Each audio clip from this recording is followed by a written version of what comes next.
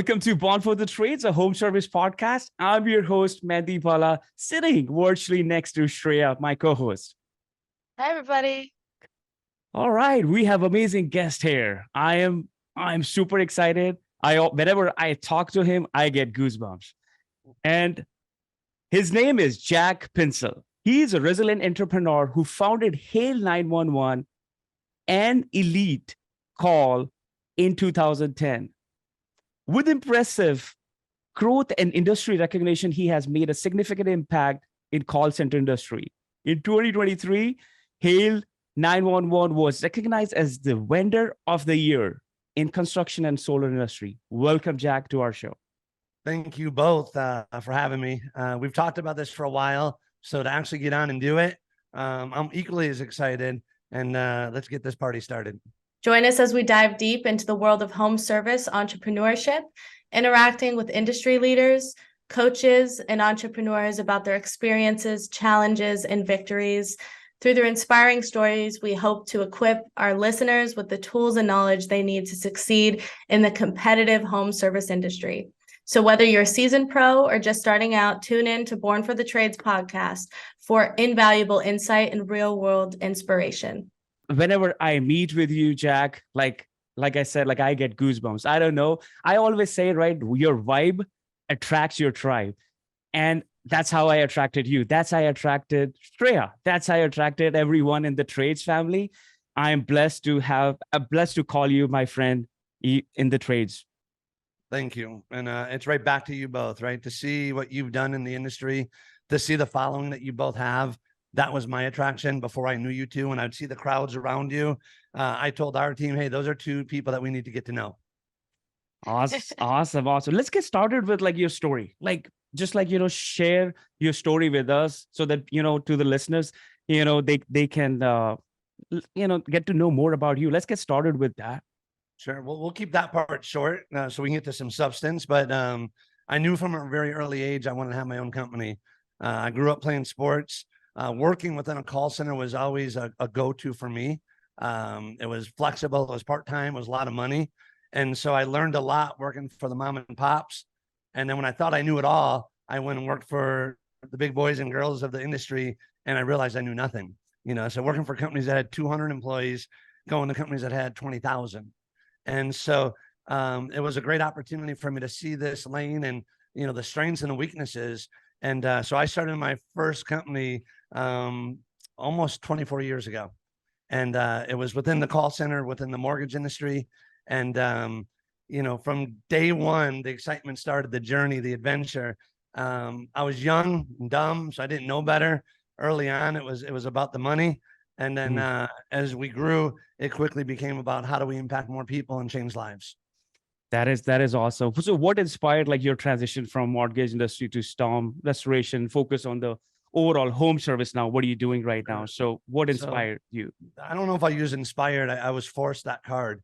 So okay. We were growing. Coercion. Yeah. So we were growing rapidly. We had 4 locations. We were going to open up another 4. Congrats. I was a young punk. I had a lot of friends and family, people I played ball with, people that left their careers to come work for me. That is amazing. That's a blessing. During the financial crisis, when you're on top of the world, I saw the cards coming, but my determination and to persevere, never quit. I tried to battle through it.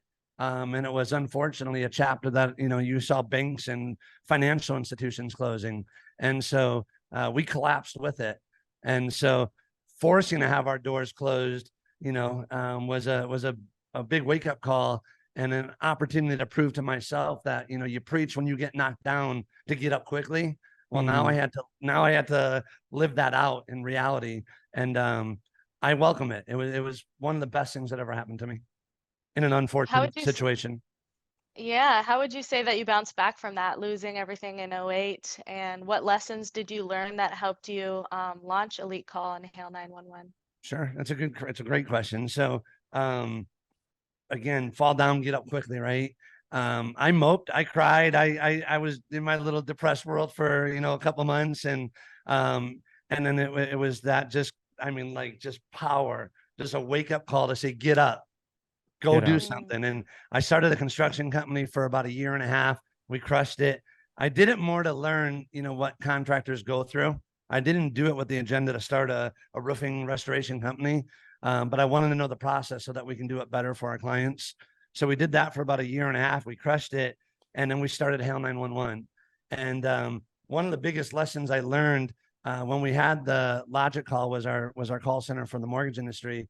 We had a great foundation. We had almost 400 employees and, turning a lot of heads, clients like, Quicken Loans and Wells Fargo. The challenge and the problem was my foundation had one pillar, and that pillar was mortgage. And though it was a big, solid, strong core pillar, when it collapsed, there was nothing else to hold up the foundation. So what I learned from it, Shreya, was I need to have multiple pillars to hold up that foundation. So when things do happen, you have other support in different lanes. And whether it's a call center, it's your HVAC, home service, whatever it might be, you need to have that principle. You have to have those multiple pillars Right. to support your foundation of your company. Absolutely. And I think, Jack, I'm totally impressed with the culture that you have built. Like you have your family, your sons, like I think the entire network that you have, and they're working for you. How have you cultivated a strong company culture within your call center, Elite Call? So we'll talk family afterwards, but Okay. culture is so important, right, for any company. And Right. so I wanted that wow factor. So when you walk through the door, of our call center, I wanted you instantly to feel the vibe, to see visually something different than your traditional call center. A lot of call centers are not in the most ideal working environment. So I'm like, we're going to change that right away. We bought a building. We built it out from scratch. So when you walked in, even the people that joined our team, it was a welcoming vibe for them, right? So that was the start of it. But then your people, right? So you want to be able to attract that audience that carries those same values that you have. So recruiting was a big piece for us. Right. And early on, through just mistakes, right? We would hire pretty much anyone that walked through the door, as long as it wasn't, right, some visually apparent that you can't hire this person. If you had some kind of personality, we were going to hire you. And then as we transitioned, I said, you know what? No more. We're building a championship team. Right. And if this person can't start on a championship team, we're not going to, we'll kind of gently push them to something that maybe better fits their current situation.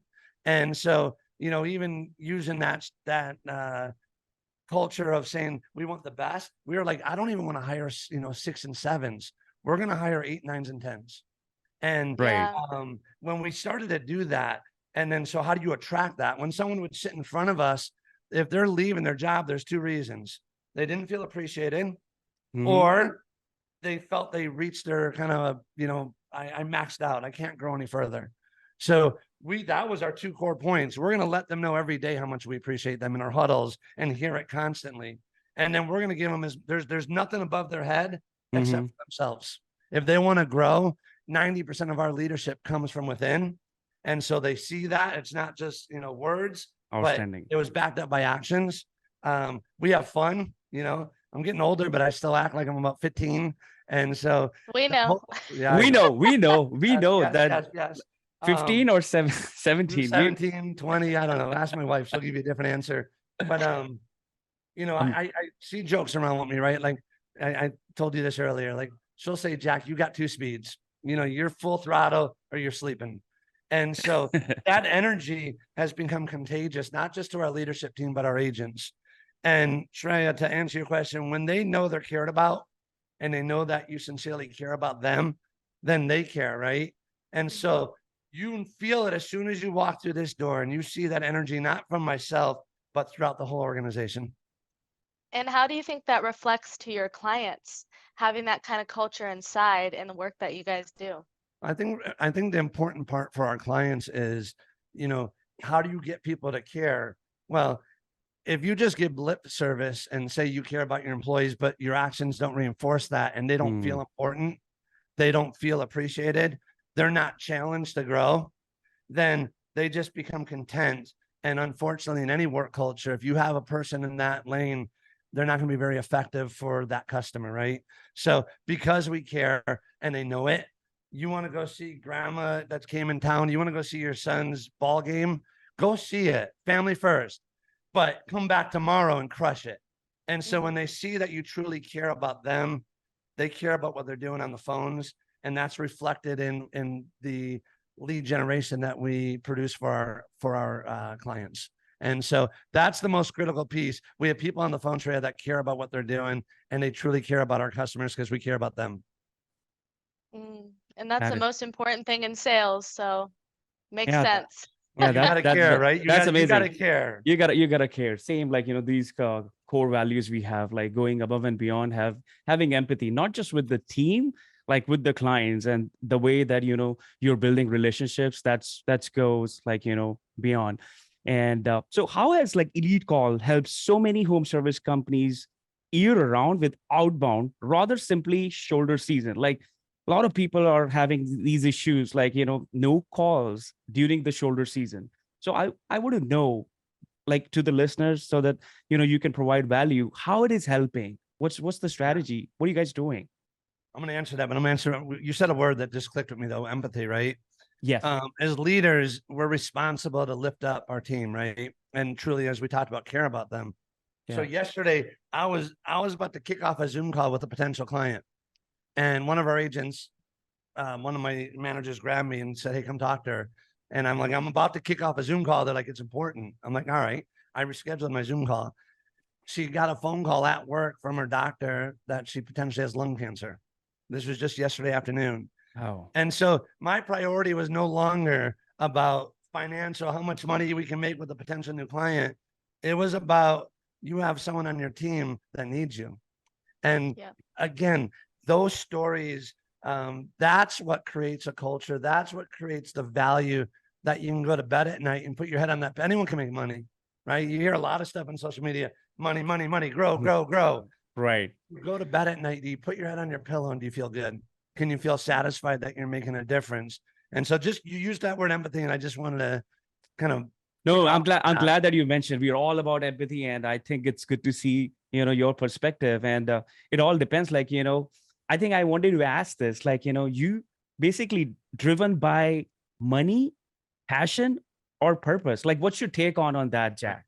It's got to be purpose, right? It's got to be about, ultimately, the money should be third, fourth, fifth on your list. If you ask me, I'm going to say it's probably number 4 or 5. Family and God, are on the top of mind. And then third will be 100% positively impacting lives that you come across, making people be the best version of them and helping them grow.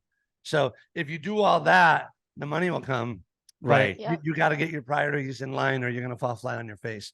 100%. Answer your question. Yes. How are we helping so many of our home service? Why do we have so much growth today? If you go back just even 2 years ago, I think people looked at outbound simply from a shoulder season, like you mentioned, right? My techs aren't busy during these months. Can you help supplement that and keep our techs busy with some outbound telemarketing?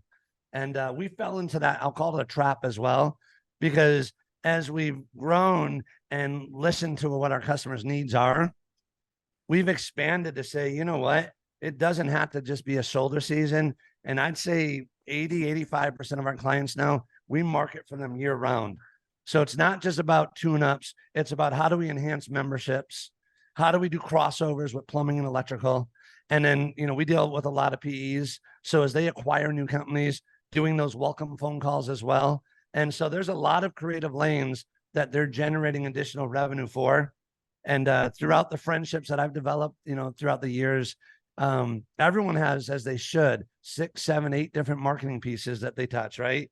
You Yes. two both offer great solutions, and everyone should be taking advantage of them all. We found that, historically, if we're not number 1, we're number 2 throughout the season of ROI for them. And it's because of all those different lanes. We weren't that when we were just dialing shoulder season. It's not easy. I can just tell you, it's not easy. Picking up the phone, doing the outbound call, like, people shy away. Like, it's not easy. To, like, for the listeners, like, are you serving multiple niches in home service, like HVAC? Like, you want to share more what industries you are hitting right now? and Sure. I mean, serving? I'll just even name a few. So we Okay. are quickly becoming, if you take the top 10 HVAC, whether PEs or just companies in general, if we're not working already, we're in the negotiation side with 8 of the top 10. We also are starting to kick off with Comcast. We do work with Terminex and True Green. So, I mean, we've really, and that's the source of that growth. And my excitement isn't just about we're growing to grow, we're growing to impact more lives. Impact. And we're having that opportunity to have that team grow. And that's the true source of excitement for me. Love Yeah, that. because it's important. It's more than memberships. It trickles down. It's work for technicians in the field, right? To Yes, do what they yes. do to help more people be healthy and safe in their homes. It's a lot deeper than that. And could you give like some sort of example or success story? Pick a company that you've worked with on how this has affected their company. Sure. We'll just go with one of our larger customers is Service Expert. And we'll just go this year. We'll talk about recent events. You've had some pretty mild weather throughout the entire country. And that is a Right. company as big as they are, right? They're a multi-billion-dollar company. As big as they are, when they see technicians being sent home because their scheduling portal isn't full, they care. And they don't just care because of the financials, they care about their team as well. So one of those success stories, when we get a phone call just a few months ago, and we're producing about 100 tune-up service sales calls a day for them, and they say, hey, we need some help. You got mild weather throughout the country. We're sending texts home every day. We're going to turn up the volume a little bit. Can you help us? We went from 100 a day to over 300 a day in less than a week. Wow. And so that satisfaction, all the way down to getting a call from their CMO saying, Jack, I need you to hear this. We just had our leadership summit in Vegas, and the CEO got on stage and said, one of the winning partnerships that we have this year that's allowed us to keep on not just meeting, but exceeding expectations, even in this kind of mild weather, is our partnership with Elite Call. And so that was to our entire team, how powerful that was to show the role that we play to help others in not just booking tune-ups, but helping their team be able to work the hours and reach the financial goals that they have. And that makes sense that you guys would especially shine this year because of the mild weather. And there's Yes. nothing I hate more than that being an excuse. Every Yes. day hearing it as an excuse, and there's a million things you could do. That memberships usually is the first thing that I think of. It's Yes. so relevant. Yes. Yeah. Yeah. And a lot of people like especially home service industry, it was challenging. Like I know a lot of like our clients, they believed in us, they were sticking around, but now it's like blowing up in the market. But it was rough. It was a rough patch, It's like rough. almost like two quarters. I have never seen in the last, I would say 3-4 years. It was tough. Let's touch base. Yeah, go ahead. I'm Go sorry, ahead. memberships. Yeah. I never realized, like, Tommy Mello with A1, I never realized they did memberships with garage doors, right? Mhm. And Yeah. so that was intriguing. So I reached out and we've done some campaigns for them, and we're still in the process of growing and modifying that piece. But memberships are so important, obviously, to the bottom line and to maintain that future sale of a unit when they're a member to a non-member.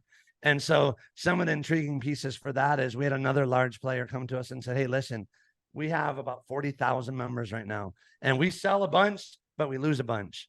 And we want to see what you can do. You talk a big game, back it up. In less than 6 months, we got them from 40,000 to 55,000 members. Impressive numbers. And that was, again, that satisfaction, knowing what that equates to, not just in the membership price, the monthly residual, but knowing what that will equate to, that when their unit does break, rather than calling that postcard that they got in the mail, they're going to know they already have that membership, and the first person they're going to call is their HVAC provider. Yeah, and warranties are not even active without a maintenance membership. Like that is the Joe Crisera special. Is when I realized that, it was like mind blowing. Is he's like, do you realize that you could have a 10-year manufacturer warranty if you don't have 10 years of maintenance set up ahead of time, or at least they have to do a maintenance every year?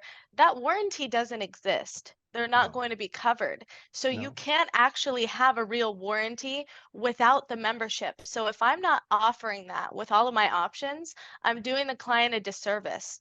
Then they're going to Yes. find out later that they don't have a warranty because I didn't offer them the maintenance plans to match up with it. And that's just bad service. And technicians are great, right? And Shreya, you and I spoke about this before, how you help technicians. Sometimes they lose focus and they don't even talk about the memberships when they're out there doing that service call. So to be able to help them create that opportunity to protect the homeowner and protect the investment that they have, those memberships are so valuable. And that's really been a core lane that we've focused on to help these companies grow, whatever that percentage is that they're currently at.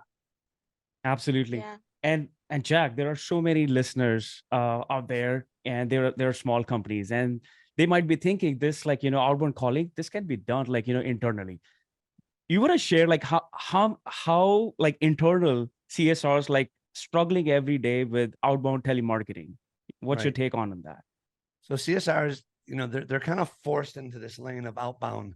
They Yes. traditionally come from a customer service. So they're great on the inbound call, phenomenal.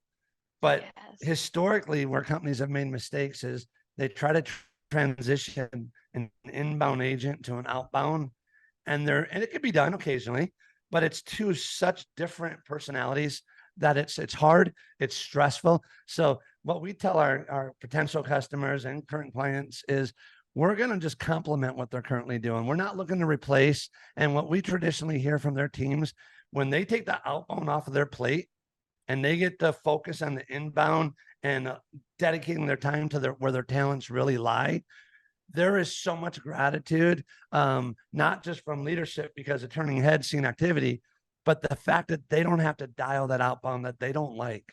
And so that's been a fun little adventure for hearing all those stories, that we get to help that component.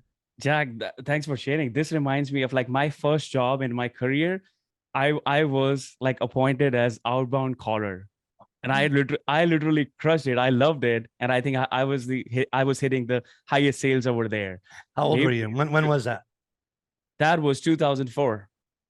Can we one time get on another one of these calls and let's get you on the phone? We'll go live and have you do Yes. some outbound. Absolutely, I'm in.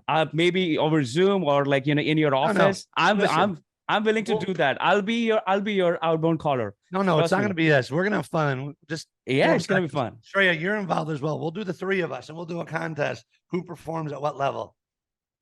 That sounds so fun. Honestly, we should bet on it or something. Yes. Yeah, it's gonna be fun. This I'm reminds me gonna of crush you guys. I don't care. Of course you will, Shreya. That's a no-brainer. Really? I'm game. I mean, I'm gonna give her competition. Yeah, okay. I know Shreya's So going to win. basically, you're saying leave it to the professionals. Like, let people do what they do best, sort of thing. So I'm trying to force them in different verticals and have them do a half-ass job in that, and have them do a full-ass job in what they're doing, and then leave it to the professionals to Yes. really generate those outbound calls. So and when get they do results. that outbound, they got to just have a little more strategy, right? Their conversion usually is 1%, 2%. They feel they're rocking it. They're at 3%. The bottom line number we want on a conversion is 5%. And so, and you can be strategic on that. We have them when they pull their data, we'll take like a 3 to 18 month non-member customer, but it doesn't stop there. Don't give us customers that have a 2-year-old system. Manipulate that data so that you can take 8+ year systems. And now you want to talk about a powerful punch with the ROI. Now you're going to get more replacements. And as you exhaust that data, you can have success even with age data. Call someone that you haven't seen in 2.5 years. And when we can revive that pulse and start generating revenue again, while they're spending all that money on organic traffic, they forget that there's ample opportunity sitting right in their CRM. Right. The customers that they've already touched, that they've already been to their house, they've already created a relationship with the technician from the company, and they're sitting there dead, right? Yes. Nobody's ever Right. reaching out to them again. It's such a Right. waste. Right. Or they reach out, Shreya, and it's someone that doesn't want to reach out. So they're not going to Hey. get that vibe. Right. How Yeah, you there's doing? no Yeah. strategy, no sales, no psychology, no questions. It's just like they can't wait to get off the phone. They can't Yes. wait for the client actually to say no, just so it could be a shorter call, and then they could just make all their KPIs for the day. Sort of Yes, thing. Yeah. ma'am. Yeah. Yes, ma'am. And And Jack, let's say I run my home service company right now.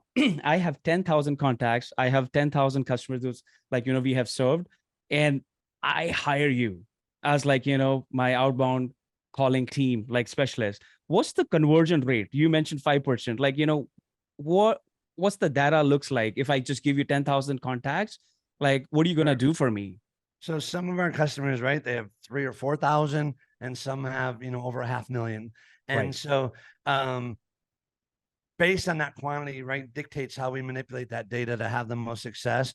But take that 10,000 records, I'm going to have you pull. So your responsibility, you're going to pull that 3 to 18 month customer. That's always the strongest kickoff. 3 to 18 months, non-members. And our strategy is going to be able to create not only tune-ups, but service sales and membership opportunities. And so traditionally speaking, we're going to come out of the gates and kick out 30, 40, 50 appointments per day. If let's say you did a 3,000 record test. And Wow. so when you start to see that, like I mentioned earlier, we get a lot of heads to turn fast. So these private equities, what traditionally happens is we'll get in one label and we crush it. And then all of a sudden they're like, hey, what just happened with Semperfi? Why all of a sudden are these coming? Private equity call us and say, hey, I got 50 more labels. Help us out. Right. Right. No, I That think totally makes sense. I think totally makes sense. And I think that's the way to do it, to generate more opportunities, more memberships, and Membership and crossover. I think it's a Crossovers are reactivation. huge. I think Right. I think we call it like reactivation, like the Reactivation. reactivating your database. So we run it through like some softwares where we put all the database, and there are other companies like Chirp, and we use Go High Level. So it's called reactivating your database. And I think you're just doing the other way by doing the performing the outbound calling. So Yeah, but that's only part of it. Remember, a Yeah. lot of them do electrical, a lot of them do plumbing. So that's a whole other lane to do crossover. Call their plumbing. They don't even realize there's an HVAC, or their HVAC customers don't realize they do plumbing. So we'll do a lot of calls with that crossover to gain them to get into other exposure of revenue from those different lanes. Yeah, and I'm a believer in people dealing with people is the most premium service that you could ever have. That it's like we have so much technology. There's nothing like a person talking to another person, right? There's nothing to truly replicate that because it's unexplainable. So it's more of the direct side of real people talking to real people with empathy, right? Yeah, empathy. And, the biggest thing on empathy on inbound is really important, for Right. all your employees. When people call them, their system's broke, sure, they care about price, but they want empathy that you care that their system just broke. On outbound, they want to be appreciated. So the very first thing we're going to tell them on that phone call is, Mandeep, thank you so much for being a loyal customer of, and not just say it, but mean it. You and mean it, right? Let them feel it. And so we're accomplishing more than just generating an appointment for their tech. We're thanking them for being a customer, which is so important in today's competitive markets.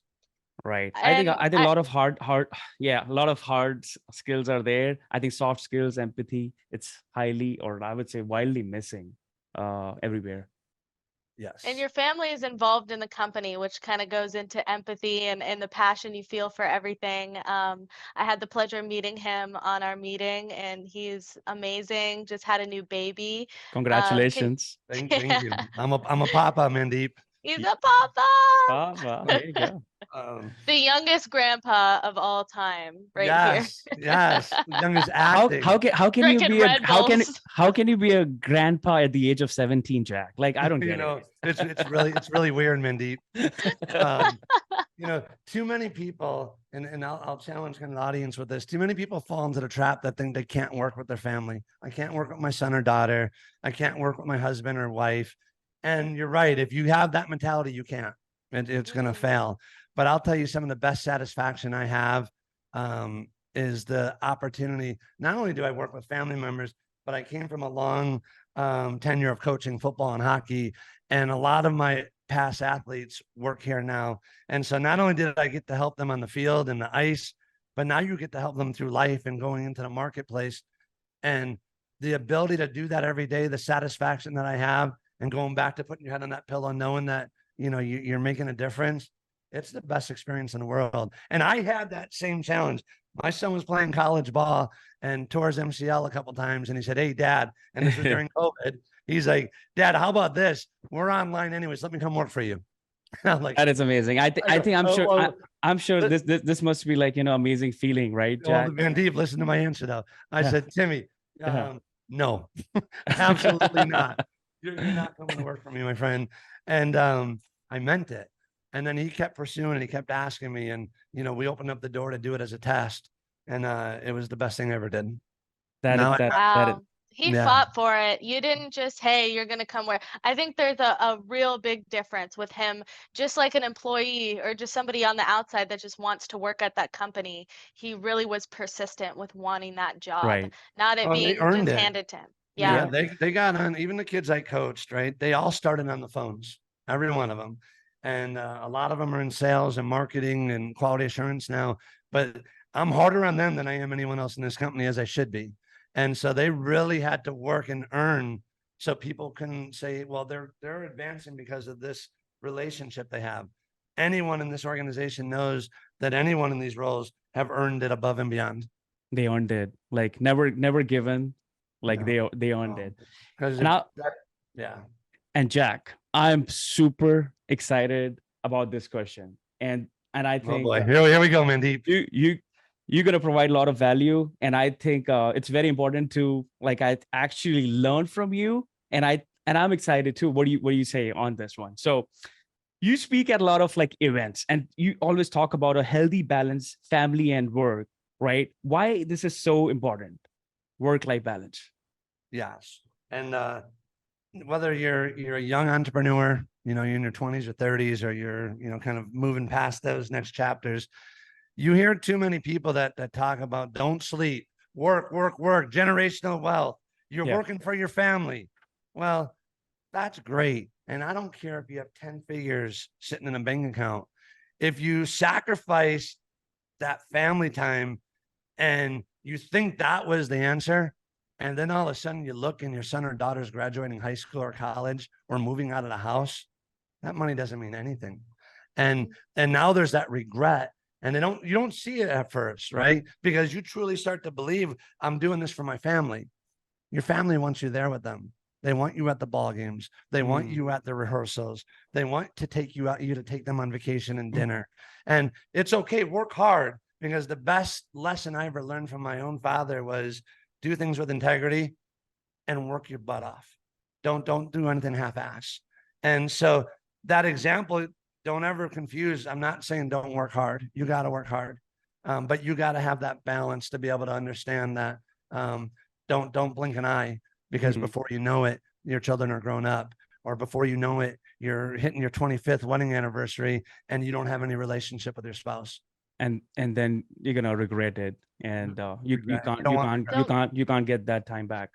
No. Don't confuse the ends with the means. Is it like that? The whole reason is your family. So don't forget about your family while you're trying to get the means to take care of them, sort of thing. Right. And then you're teaching them, right? So they see those values. They watch when you allow someone, on the team even Right. take off today, go do that.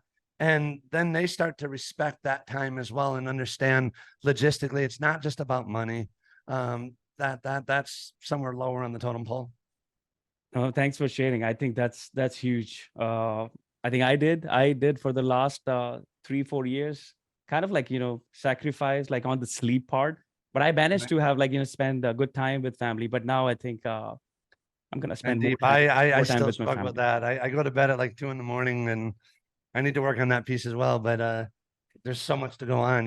I'm more of a night person than a morning person. Right. Jack, you believe in God. I think we have never done this kind of thing on our podcast. Can we just have a like small prayer for people in the trades, like for your company, for Service MVP, for Grow Nearby, everyone in the trades? Can we have a like a small prayer? If you want an actual prayer? I Like, love this, Mandeep. I love Wait, this. what is going on? never ever did. Yeah. But Where I is think this coming from? I don't know, because I don't know. just a small prayer, like, Lord. Mandeep, I love it, and I would be honored. Please. So let's Thank rock you. this out. Okay. I'm All right. imagine that I'm holding Shreya's hand, your hand. Let's do it. Okay, we'll do Let's go. We're holding.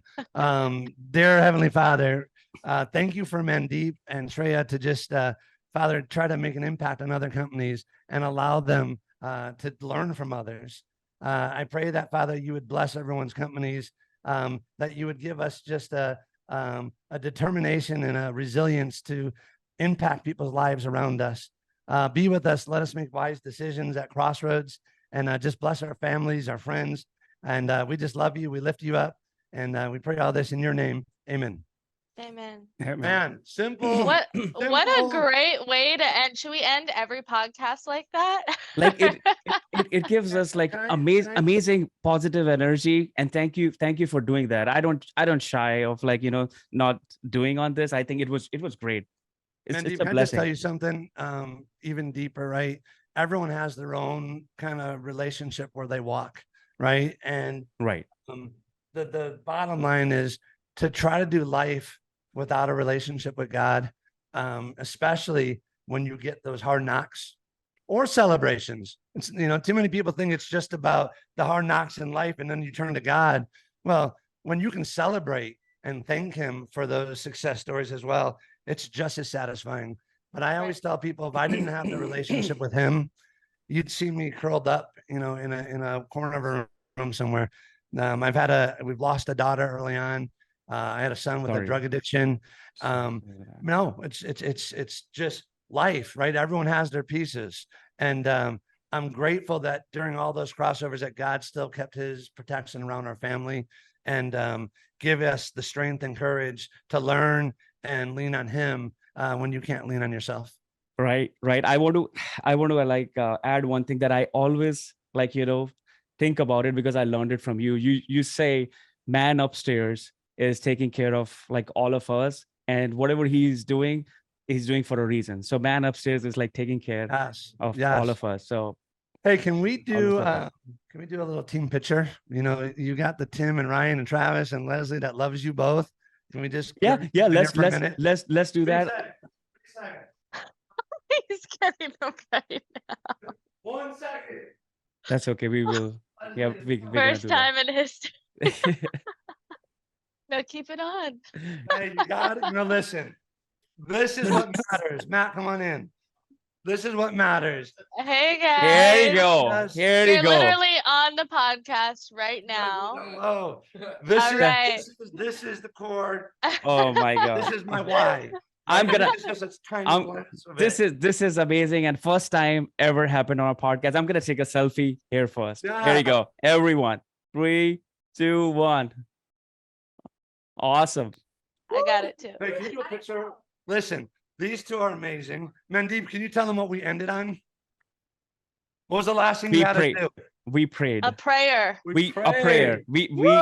We prayed on the podcast. Like it was I gotta do a divine, I gotta divine. do a screenshot as well. So one more Please. time. Sure. Here you go. Hey, Travis is shy. Hold on a minute. All right, here we go. Yes. Hey, Aw, we love awesome. you both.